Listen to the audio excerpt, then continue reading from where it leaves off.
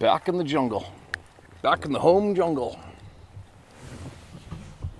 Tell you what, these jungles are nothing new to me. It's what I grew up running around in this rainforest, teaching myself how to hunt with a bow and arrow when I was a little brat.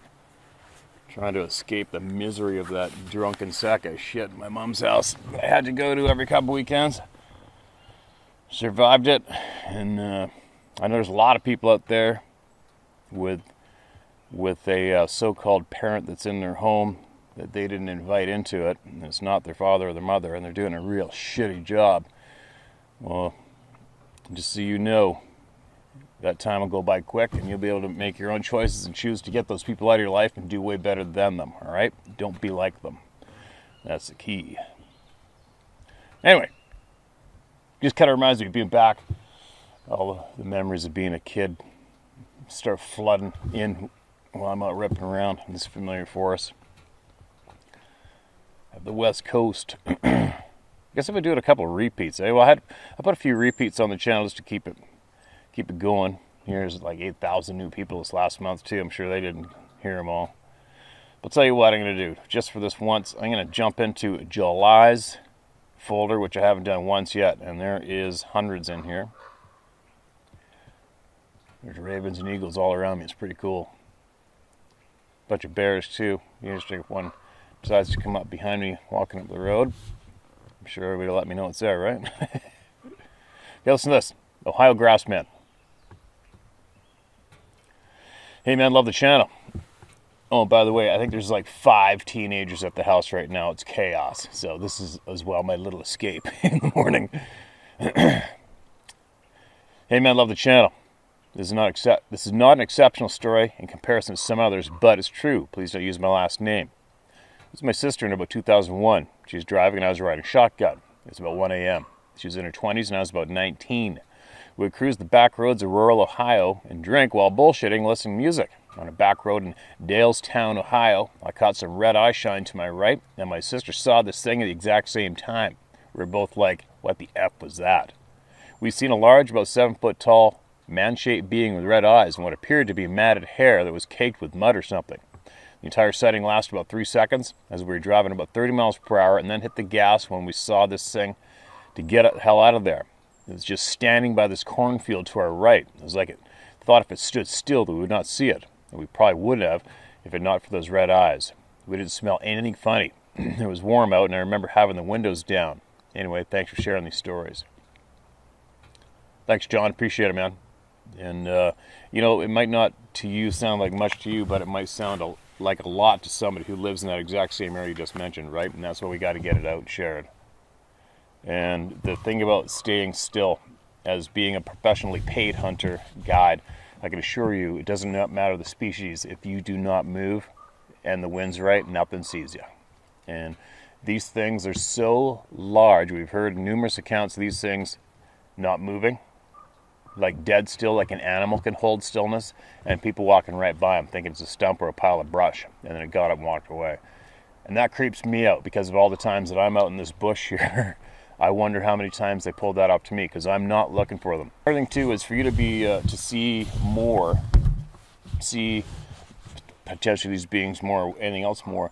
Take a note. When I'm guiding up north, there's so many species in the Rocky Mountains. It's ridiculous, right? Caribou, elk, moose, deer. Mountain sheep, caribou, grizzlies, black bears, all sorts of stuff.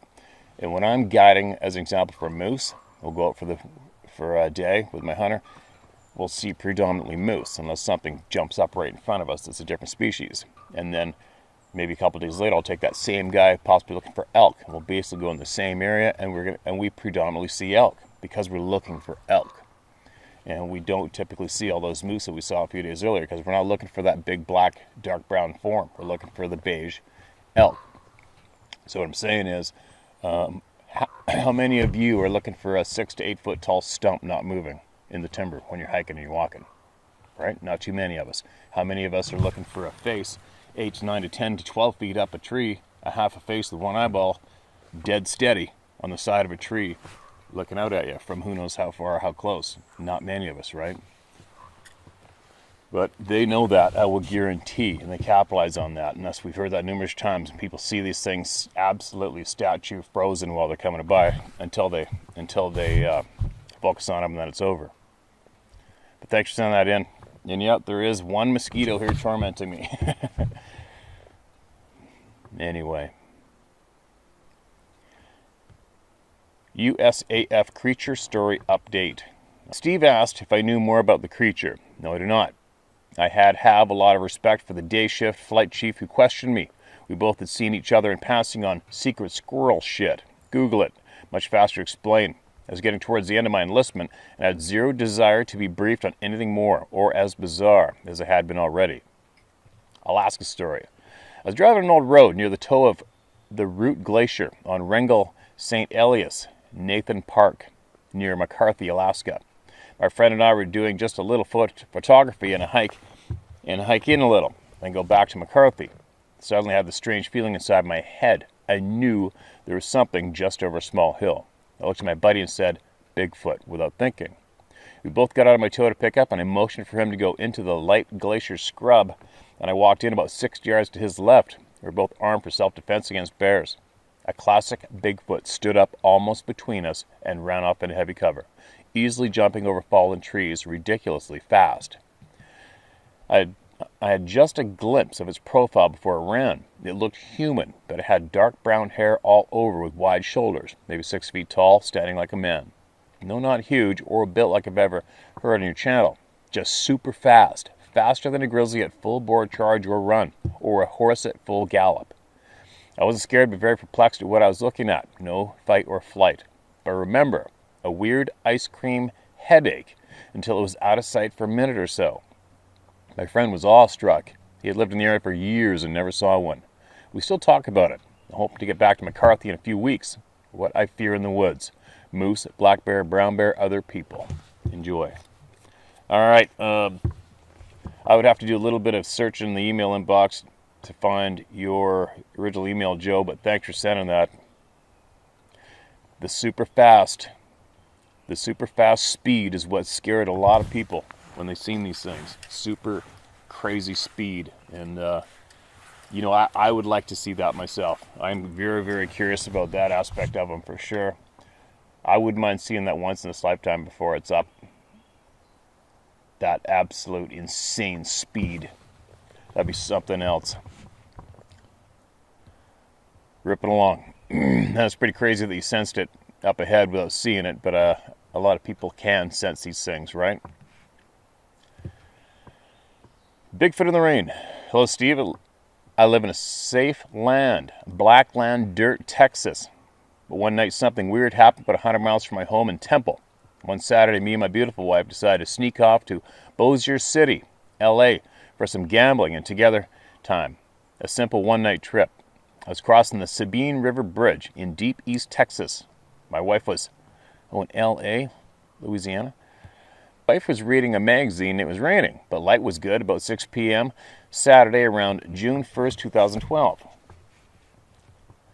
I was cruising pretty good, and I was in a Dodge truck full size. Anyway, here it goes. As I was about to cross the bridge, there around Carthage, Texas, a figure, pure black, head pointed, massive chest, and a dark face. I could only see the eyes, but he looked at me with pure hate. He stepped over the railing onto the highway. I swerved to scare him back off the road. I was going about 50 miles per hour, but he stood his ground. I pushed the gas down and thought I left him behind. I looked back in the mirror, and the bastard was chasing me and gaining ground. I pushed the gas and left him. I saw him leap off the bridge and run into the woods. He's about 8 feet tall, 500 pounds, and evil. I never told anyone, even my wife, who got on me for speeding. I can never get it out of my mind. My name is Ray. Never been an outdoor type, and I know I never will. Keep up the great work. Holy shit, Ray. That is intimidating as hell, and that would mess anybody up or even want to go outside after seeing that.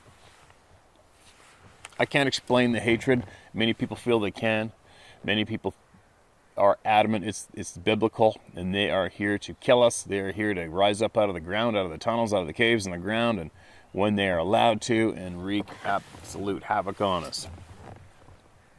Wherever they get that direct information from, to be able to directly dictate that to the people. I'd be interested in finding that out. But there's a couple mosquitoes in here in this deep timber.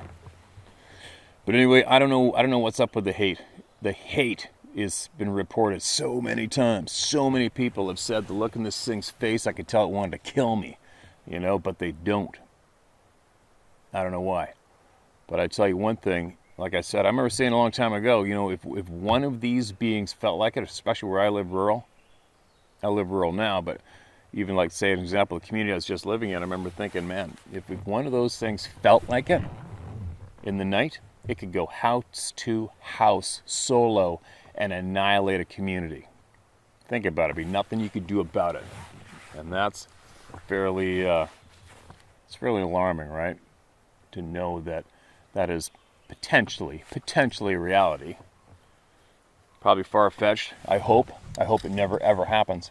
But I'll tell you what, if it does, if something triggers one day, what are you going to do? What are you going to do if that triggered one day? I know one thing. Well, anyway. All right, what do we got here? Here's another one that says follow up. Thanks for sending that in, by the way. Appreciate it. And if you hear anything else from anyone else and it's information that you feel can help people, then send it to me, all right? Hello, Steve Bonnie here, the off-grid lady from Quebec. I was a little shaken after your reaction to my brief message about a sabe terrorizing me and my husband last winter. I gave it quite a bit of thought and wanted to fill in the details. We don't hunt, but we love the bush and the solitude of remote cabin life. I'm quite intuitive and occasionally dream of future events. This accompanied with an extreme sensitivity of people's feelings. I'm an artist and my husband is a musician. A few years back I decided to try to make some money selling firewood. The property is a mixed hardwood forest situated on top of a mountain. Well, this really pissed off the sabe off, and I really didn't put two and two together until much later. But they were clearly letting me know of their displeasure by snapping huge hardwood oaks and maples about 15 to 20 feet up adjacent to trees we had cut. Presently, the people let me know of their presence with the whoops and tapping and imitating of animal calls. One of the males will even come over by our outdoor campfire to say, hey, occasionally. He hoots like an owl just in the shadows or so we cannot see him. It is friendly. We don't feel threatened. We're not a current threat to them. We respect the bent trees and stick and log symbols of do not enter. Every morning when I exit the cabin, the same loud bird calls announce, warning the sabe that I'm up. One very long, loud call. My mother is planning on doing some more logging, and this is a really unnerving me. I don't want to be the target of their anger. Keep up your excellent work, Bonnie. Okay, Bonnie, straight up honest, I'm kind of just waking up, and I don't quite remember your email, although it's absolutely familiar, but I'll tell you this much, one thing for certain. A lot of people read into emotion, read into signals that these signals may be the do not enter signs, left with sticks or what have you, bent trees, X's, I don't know. I'm not too concerned about it.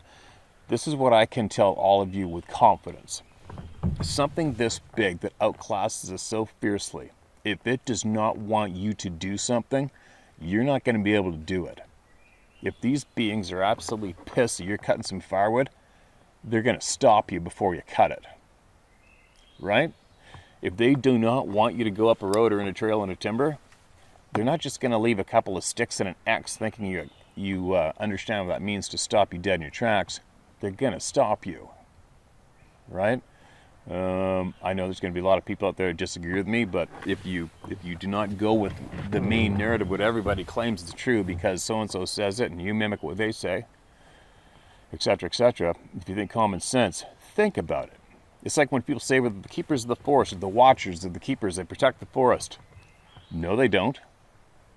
I've filmed absolute proof that they do not do that because of the acres and miles of clear-cut logging that's gone on, especially where I live today. If they were the, quote, protectors of the land, that wouldn't have went down, right? I'm just reading it how it reads using common sense. If they do not want a simple little human being to walk up a trail, they aren't going to leave two branches like this in the trail expecting those little people to know exactly what that means, and meanwhile people go past there anyways.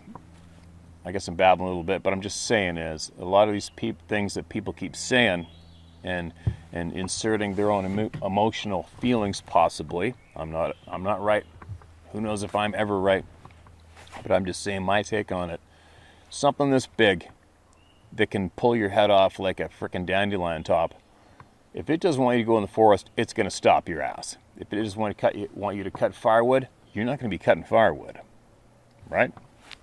So anyways, all I'm saying is, Bonnie, what I would think, I may not be right, but what I would think is I wouldn't be worried too much about cutting firewood, right? I don't think that's what they're getting at when they're making you aware they are there. Myself, but who knows? Thanks for sending that in too, Bonnie. All right, appreciate it.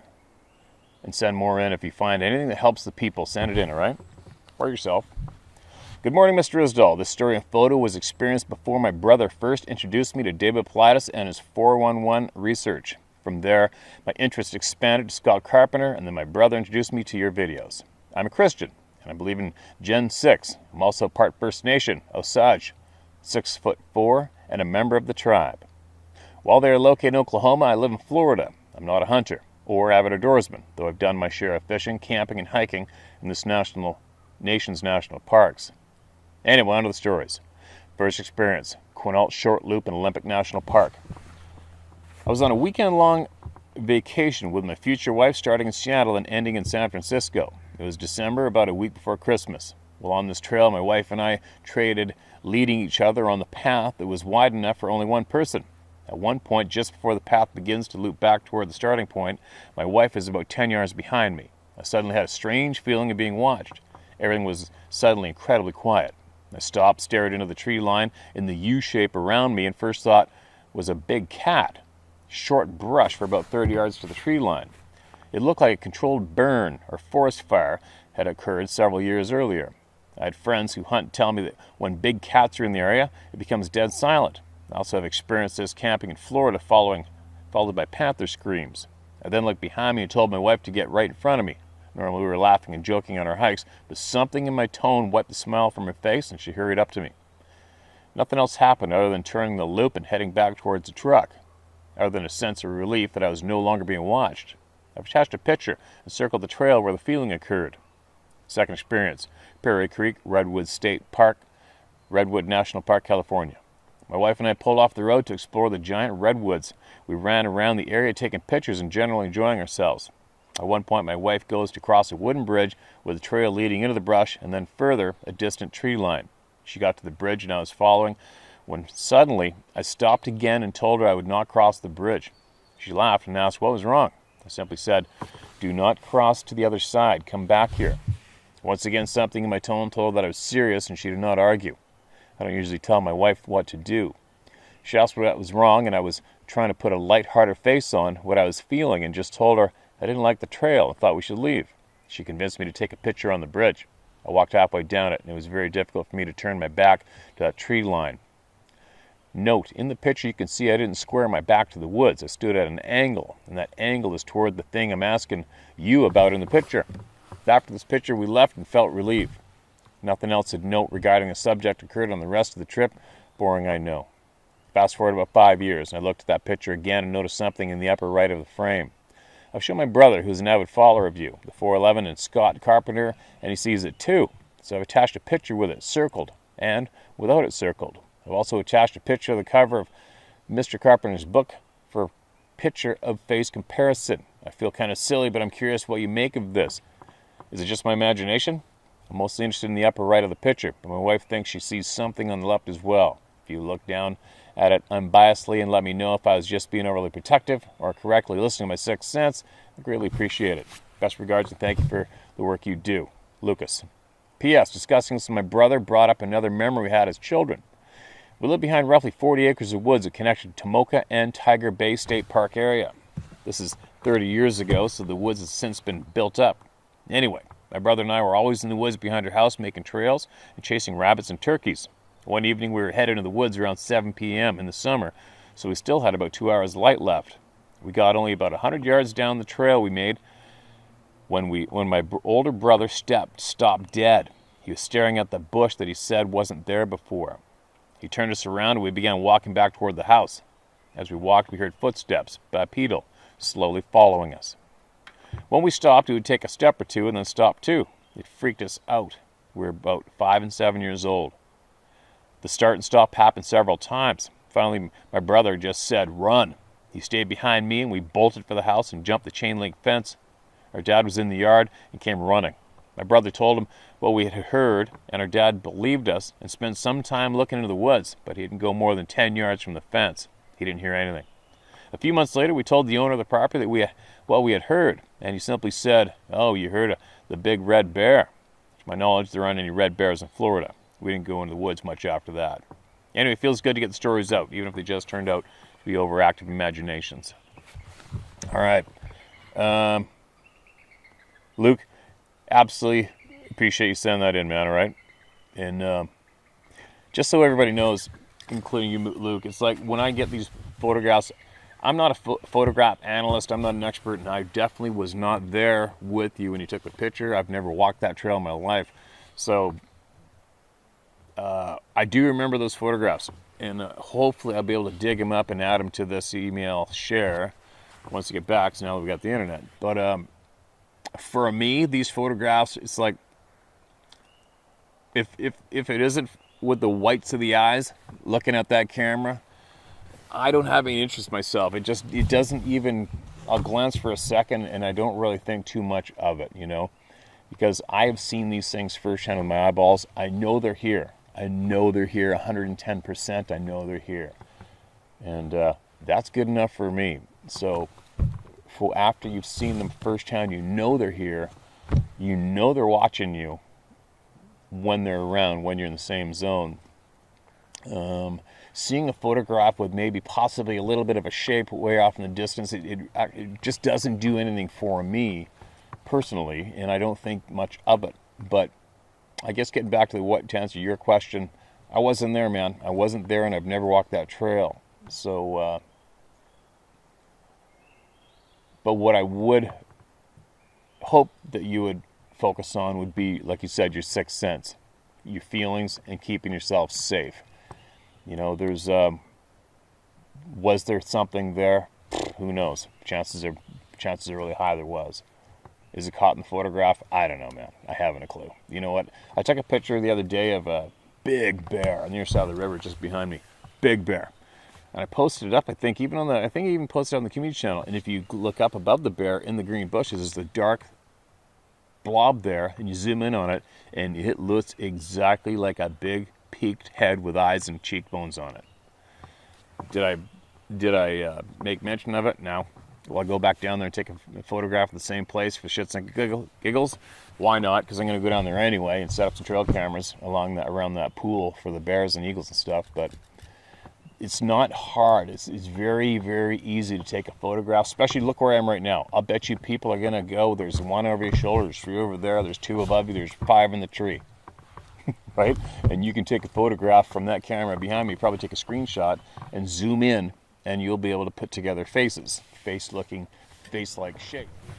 Had to delete some old content off that camera. Lucky I've got the view screen facing me, even though the camera's 15 yards away from me. I can just see the camera's on. I just saw something blink on the screen and it said it ran out of space, so I had to go delete some. But anyway, get back to photographs.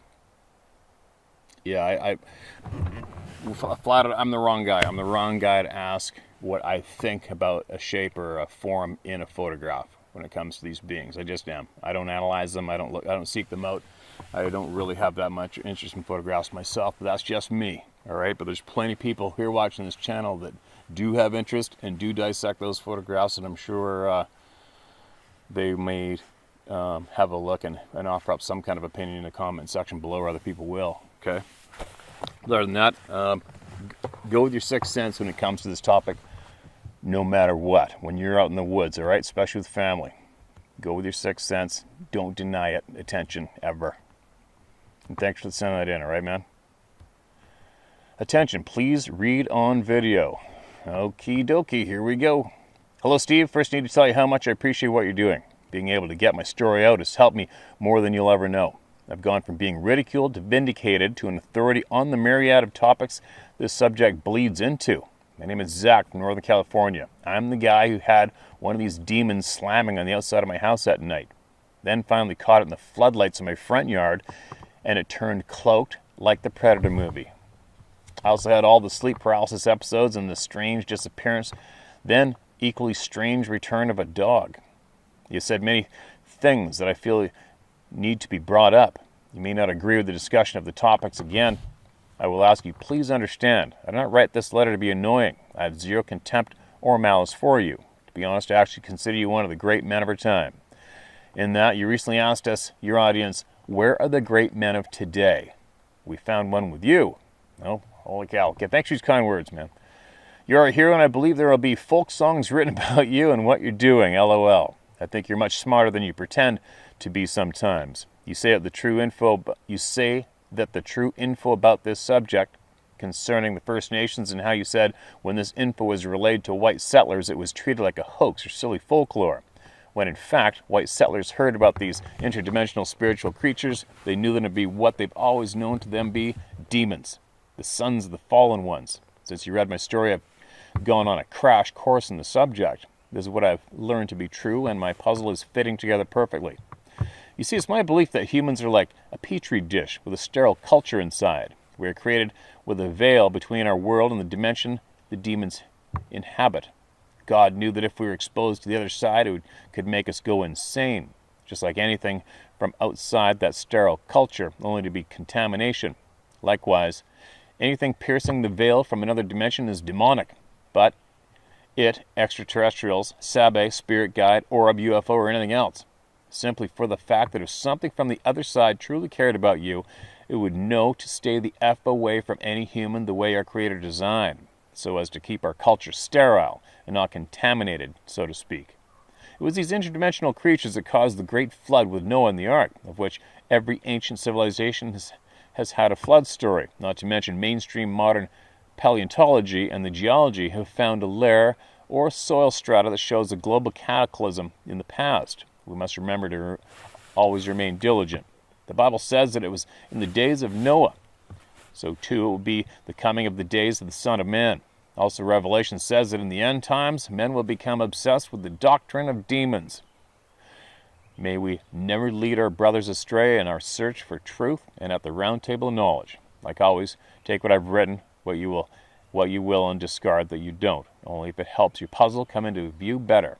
All this I ask in the name of the Creator's only begotten Son, our Lord and Savior's name, Jesus Christ. Amen. Okay, Zach, thanks for that share, man. And there's many, many thousands of people that'll agree with you 100% on your take of what's going on. And it is kind of odd, people bringing up the demons and the hate and the anger and the tyranny. Got to wonder where it came from and why it's even a piece of this existence, right? Why is there so much frickin' hate, opportunists, and power-monging dirtbags? I don't understand where all the hate and the anger comes from. And when you think about it, this lifetime is such a frickin' riot. There's so many things to be happy about. There's so many good things about this lifetime. It's absolutely ridiculous. But somewhere along the line, somebody had a big hiccup, and power and opportunity came into the mix, and look at where we are now. Now we've got a handful of absolute sleazy, dirty, greasy shitbags annihilating the chance for many people to have an equally enjoyable life experience on the face of this planet, all because of the opportunistic, greasy pricks. And I often wonder, where'd that come from, man? Where did it come from? Why does that even exist in our time? It's just frustrating. I don't understand it. Maybe one day I will, but in the meantime, I just have this ongoing burning urge to fight it. I can't stand the bad guys. Honest to God, if I'm going to feel very angry and more frustrated and pissed off if I die and the bad guys are still winning. It's going to bug me. It bugs me today, and you'll understand more if I share a lot of my story later on, which I'm contemplating. You'll understand my position on bad guys winning. I cannot stand it when the bad guys win. I can't stand it when the opportunist dirtbags hammer on people's lives and annihilate them and get away with it and prosper. I hate it. I want to stop them. Anyway, babbling. Let's get back to one more, all right? All right, what do we got? One more, and then I got to rip back. My experience. Hello, Steve. You can call me B. I live in Mineral Wells, Texas. This happened to me in June 2017. It was a muggy day. A storm was about to hit, and the clouds were so thick and low you could almost reach up and touch them. I was trying to get to the last of my yard work done before the rain hit. I'd finished mowing, had to put the mower up, and was stringing up my weed eater when I heard a screech in the distance, loud but far away. I thought, wow, that sounded like someone's watching Jurassic Park with the volume really loud. I didn't think too much about it. Then, maybe 45 seconds to a min later, I heard a sound like the flap of a giant set of wings with that screech so loud I about pissed myself. I fell to the ground. I thought it was literally on top of me. Staring straight up from the ground, I couldn't see a thing because the clouds were so dark and thick. Scared to death, I just lay there for several seconds, thinking, what in the hell was that? Then I heard it again, but pretty far away that time. I ran into the house and grabbed my girlfriend and brought her out on the porch.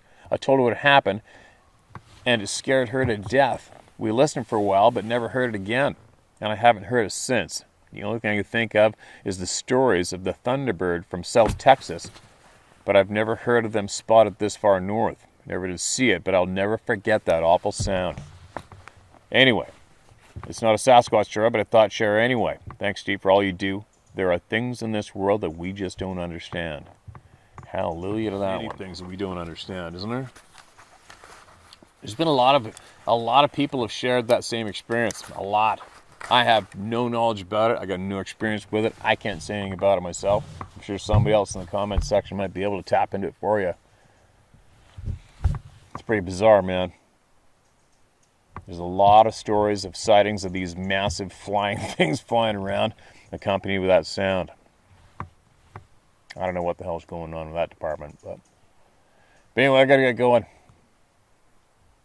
I'm going to come back and share a lot more later and hopefully read a lot more smoother. I hate it when I screw up reading, but sometimes it's just kind of hard for me sometimes. But anyway, I got to go on, you guys, so I'll be back. I'm going to share a lot more. And don't forget, it's sharemystory@howtohunt.com or tellmystory@howtohunt.com. Please don't email me on any other emails, okay, you guys? And be safe out there.